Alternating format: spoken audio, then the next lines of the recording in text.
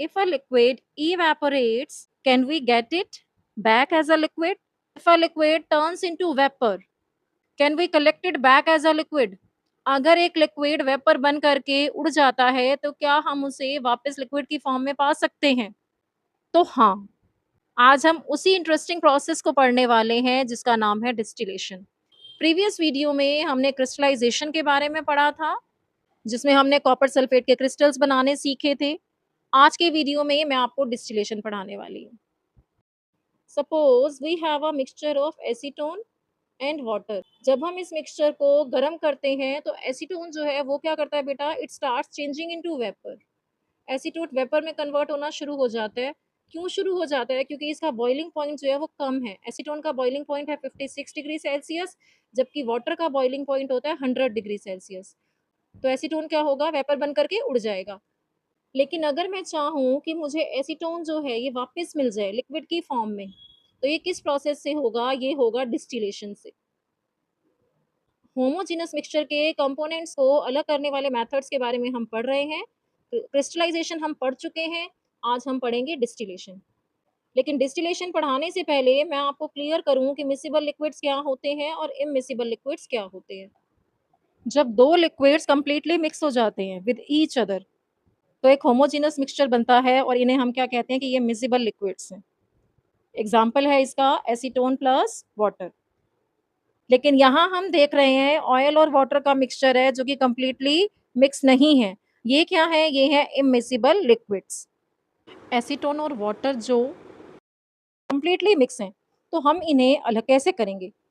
इनको अलग करने के लिए हम क्या यूज करेंगे? इनके बॉइलिंग पॉइंट का डिफरेंस। कैसे यूज होगा ये बॉइलिंग पॉइंट का डिफरेंस? देखो इधर, एसीटोन का जो बॉइलिंग पॉइंट है वो होता है 56 डिग्री सेल्सियस, वाटर का होता है 100 डिग्री सेल्सियस। और एसीटोन जो है वो 56 डिग्री सेल्सियस पर बॉयल होना शुरू हो जाता है, उसके वेपर बनने शुरू हो जाते हैं, जबकि वाटर जो है वो 100 डिग्री सेल्सियस पर बॉयल होता है।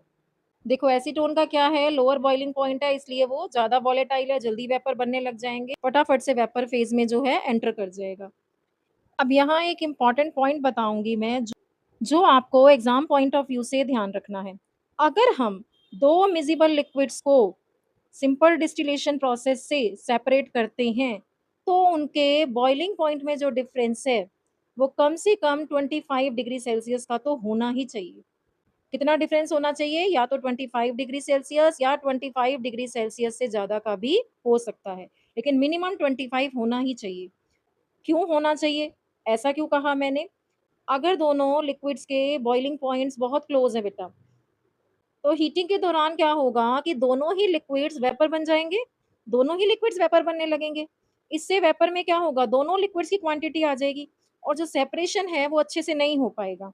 लेकिन अगर बॉइलिंग पॉइंट में अच्छा खासा डिफरेंस है, मिनिमम 25 डिग्री सेल्सियस का या उससे ज़्यादा का डिफरेंस है, तो क्या होगा, जिसका लोअर बॉइलिंग पॉइंट है, जो लोअर बॉइलिंग पॉइंट वाला है, वो लिक्विड जल्दी से वेपराइज होगा। जैसे इसमें एसीटोन था, इसका लोअर बॉइलिंग पॉइंट है, इसका है 56 डिग्री सेल्सियस, जबकि वाटर का है 100। तो जिसका लोअर बॉइलिंग पॉइंट होता है, जैसे एसीटोन है, ये क्या होगा, बड़ी इजीली ये वेपर फेज में एंटर करने लग जाएगा। जबकि जिसका ज्यादा बॉइलिंग पॉइंट है, क्या होगा, वो आपको नीचे फ्लास्क में ही मिल जाएगा। इसलिए सेपरेशन जो है वो अच्छे से हो पाती है। जैसे एसीटोन और वाटर के बॉइलिंग पॉइंट में कितने का डिफरेंस है? 44 डिग्री सेल्सियस का। ये जो 44 डिग्री सेल्सियस का डिफरेंस है, ये 25 डिग्री सेल्सियस से बहुत ज़्यादा है। तभी ये एसीटोन और वाटर जो है वो सिंपल डिस्टिलेशन से बड़ी इजीली सेपरेट हो जाते हैं। एक बार डिस्टिलेशन का सेटअप देख लो बेटा कैसे होता है। ये है डिस्टिलेशन फ्लास्क, ये है थर्मामीटर। थर्मामीटर क्या करेगा, ये टेम्परेचर को मॉनिटर करेगा। ये है कंडेंसर। कंडेंसर एक ऐसी ट्यूब होती है जिसमें बाहर से कोल्ड वाटर जो है वो फ्लो करता है। यहाँ वाटर इन दिखा रखा है इसमें और यहाँ वाटर आउट दिखा रखा है। कंडेंसर क्या करता है? कंडेंसर वेपर को कूल करने में हेल्प करता है। The condenser is a tube surrounded by cold water which cools the vapour and convert it back into liquid. तो कंडेंसर में क्या हो रहा है, कंडेंसेशन हो रहा है, ये वेपर को क्या कर रहा है, कूल कर रहा है, तो यहाँ कंडेंसेशन हो रहा है और यही लिक्विड किस में इकट्ठा हो रहा है बेटा, रिसीवर में। इसे क्या बोलते हैं हम, रिसीवर। कंडेंसर के अंदर कूलिंग वाटर जो है बॉटम से एंटर करता है एंड लीव्स दी टॉप। इसकी वजह से क्या होता है, कंडेंसर पूरी तरह से वाटर से फिल्ड रहता है और एफिशिएंट कूलिंग जो है वो हो जाती है। अब शुरू होता है डिस्टिलेशन का प्रोसेस। इस डिस्टिलेशन के फ्लास्क में एसीटोन और वाटर के मिक्सचर को गर्म किया जाता है। जो लोअर बॉइलिंग पॉइंट वाला एसीटोन है, लोअर बॉइलिंग पॉइंट कंपोनेंट जो एसीटोन है, वो वेपर में चेंज होना शुरू हो जाता है। वेपर फेज़ में ज़्यादा क्वांटिटी में वो अब एंटर करने लगता है और ये वेपर कहाँ एंटर करते हैं फिर कंडेंसर में। कंडेंसर में क्या है, कोल्ड वाटर है, तो कोल्ड वाटर की वजह से ये वेपर क्या होते हैं, ठंडे होने लगते हैं, कूल होने लगते हैं और वापस लिक्विड में बदल जाते हैं और जिसे हम रिसीवर में जो है कलेक्ट कर लेते हैं। ये क्या कहलाता है, डिस्टिलेट। एसीटोन जिसके अंदर है, एसीटोन रिच लिक्विड जो है वो हमने यहाँ कलेक्ट कर लिया। The liquid collected in the receiver is called distillate. तो डिस्टिलेशन का पूरा कंसेप्ट जो है वो सिर्फ किस पे डिपेंड कर रहा है, बॉइलिंग पॉइंट के डिफरेंस पर। क्योंकि एसीटोन का बॉइलिंग पॉइंट है 56 डिग्री सेल्सियस, जो कि पहले ही बॉयल होके वेपर बनने लग जाएगा और यहाँ अलग हो जाएगा। The component with lower boiling point vaporizes first and can be separated by cooling and collecting it. जितना कम बॉइलिंग पॉइंट होगा उतना ज़्यादा वो वॉलेटाइल होगा और उतनी जल्दी जो है वो वेपर बनते जाएंगे। So the key idea behind distillation is difference in boiling points. जिस लिक्विड का लोअर बॉइलिंग पॉइंट होगा वो मोर रीडली वेपराइज होगा। When it's vapour is cooled it condenses back into liquid. क्या कह सकते हैं हम, lower boiling point more volatile और किसमें कन्वर्ट हो जाएगा, वेपर में। एसीटोन जो है 56 डिग्री सेल्सियस पर वेपर बन करके उड़ जाता है और डिस्टिलेट की फॉर्म में हमें यहाँ मिलता है रिसीवर में। और वाटर का बॉइलिंग पॉइंट है 100 डिग्री सेल्सियस। तो वाटर का बॉइलिंग पॉइंट हाई है, वाटर हमें इसी फ्लास्क में रेसिड्यू की फॉर्म में मिल जाता है। डिस्टिलेशन सिर्फ लेबोरेटरी की चीज़ नहीं है। भारत के उत्तर प्रदेश में जो कन्नौज है वो ट्रेडिशनल परफ्यूम मेकिंग के लिए फेमस है। ये जो दिखा रखा है आपको, ये क्या है, देग भक्का मेथड।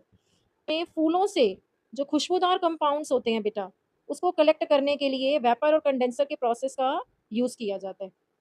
ये जो ट्रेडिशनल देग भक्का प्रोसेस है, ये क्या यूज़ करता है, किस प्रोसेस को, वेपर फॉर्मेशन को और कंडेंसेशन को, ताकि ये क्या बना सके, फ्रेग्रेंट परफ्यूम बना सके। तो यहाँ देखो ये परफ्यूम कैसे बनता है। ये क्या है, ये इन्होंने रोज़ पेटल्स ले ली और इसको पानी के साथ एक बहुत बड़े कॉपर के वेसल में इन्होंने रख लिया। अब इस मिक्सचर को ये क्या करते हैं, हीट करते हैं। हीटिंग के कारण क्या होता है, जो पानी और फूल हैं, इनसे निकलने वाले जो वॉलेटाइल फ्रेग्रेंट कंपाउंड्स हैं, वो वेपर की फॉर्म में आगे बढ़ते हैं और यही फ्रेग्रेंट वेपर जो है एक दूसरे वेसल या रिसीवर की तरफ जो है जाते हैं, जहाँ फिर ये क्या हो रहे हैं, और ये फ्रेग्रेंट वेपर जो है ये कंडेंसर है, इसकी तरफ जाता है, यहाँ ये ठंडे होते हैं और वापस से लिक्विड फॉर्म में बदल जाते हैं और हमें इस रिसीवर में ये मिल जाते हैं। यहाँ देखो ये हीट कर रहे हैं, फ्लावर पेटल्स हैं, वाटर है और यहाँ पे जो है ये कंडेंसर का काम हो रहा है। यहाँ एक वाटर इनलेट है और एक वाटर आउटलेट है, यहाँ इसे लिक्विड फॉर्म में कनेक्ट कर रहे हैं। ये एक रिसीवर हो गया। Distillation is widely used to obtain essential oils in perfumery, medicine, aromatherapy and food industry. ये इसके यूजेस हैं। अब आपके लिए क्वेश्चन है, अगर दो मिजिबल लिक्विड्स के बॉइलिंग पॉइंट में सिर्फ 5 डिग्री सेल्सियस या 10 डिग्री सेल्सियस का डिफरेंस हो, तो क्या हम उसे सिंपल डिस्टिलेशन से अलग कर सकते हैं? अगर आपका आंसर नो है, तो आप बिल्कुल सही डायरेक्शन में हैं, क्योंकि जब बॉइलिंग पॉइंट बहुत क्लोज होते हैं, तो हमें एक टेक्निक की ज़रूरत पड़ती है और वो टेक्निक है fractional distillation, where we will understand how liquids with very close boiling points can be separated. So don't forget to watch the next video. हमारा नेक्स्ट वीडियो जो है वो फ्रैक्शनल डिस्टिलेशन पे होगा। अगर वीडियो क्रिस्टल क्लियर हुआ हो तो चैनल को सब्सक्राइब करें, वीडियो को फ्रेंड्स के साथ शेयर करें। मिलेंगे नेक्स्ट वीडियो में। Thank you for watching my video.